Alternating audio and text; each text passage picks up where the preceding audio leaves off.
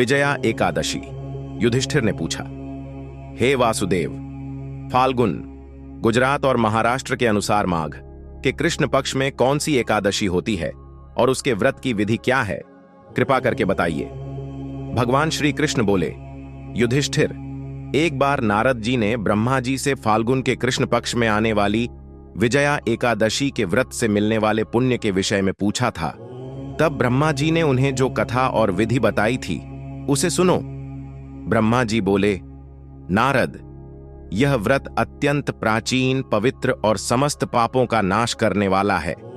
यह एकादशी राजाओं को विजय प्रदान करती है, इसमें तनिक भी संदेह नहीं है।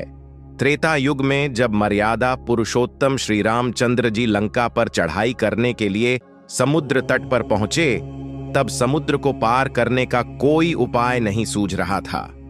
उन्होंने लक्ष्मण जी से पूछा, सुमित्रा नंदन, किस उपाय से इस समुद्र को पार किया जा सकता है? यह अत्यंत अगाध और भयंकर जल जंतुओं से भरा हुआ है। मुझे ऐसा कोई उपाय नहीं दिख रहा जिससे इसे सुगमता से पार किया जा सके।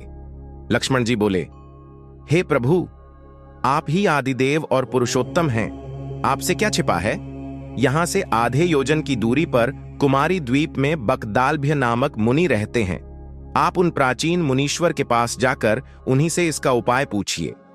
श्री रामचंद्र जी महामुनि बकदालभ्य के आश्रम पहुंचे और मुनि को प्रणाम किया। महर्षि ने प्रसन्न होकर श्री राम जी के आगमन का कारण पूछा। श्री रामचंद्र जी बोले, ब्राह्मण, मैं लंका पर चढ़ाई करने के उद्देश्य से अपनी सेना सहित यहां आया हूं।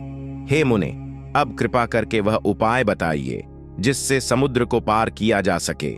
बकदालभ्य मुनि ने कहा, हे श्री राम जी, फाल्गुन के कृष्ण पक्ष में जो विजया नाम की एकादशी होती है, उसका व्रत करने से आपकी विजय निश्चित होगी।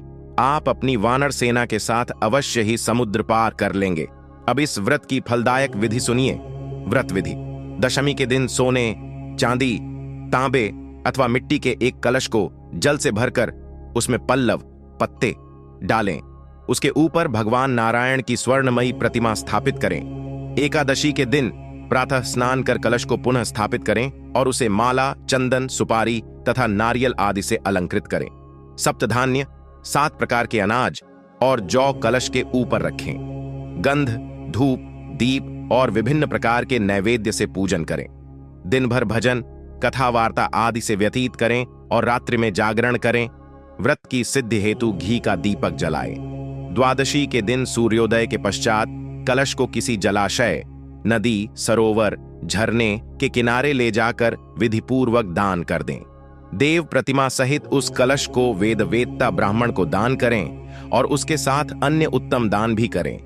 ब्रह्मा जी बोले, नारद, यह सुनकर श्री रामचंद्र जी ने मुनि के कथनानुसार विजया एकादशी का व्रत किया। इस व्रत के प्रभाव से श्री रामचंद्र जी विजयी हुए। उन्होंने रावण का वध किया, लंका पर विजय प्राप्त की और माता सीता को पुनः प्राप्त किया। भगवान श्री कृष्ण बोले, युधिष्ठिर, इस कारण विजया एकादशी का व्रत अवश्य करना चाहिए।